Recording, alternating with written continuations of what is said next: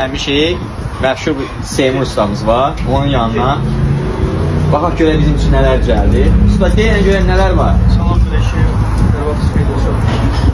Salam zaletinden güzel rulet kebabı. Rulet kebab. Meşhur kebab ve dolu bağırsak, dövme ile doldurup bunun için çok güzel.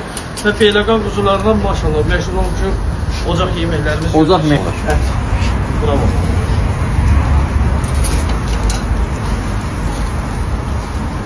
Çox yumuşaq bax, hə? Çox. Çox yumuşaqdır. Əla, əla. Uzun göğüsler. Hani qoşa kaburga eləmişəm ki, qoşa kaburga.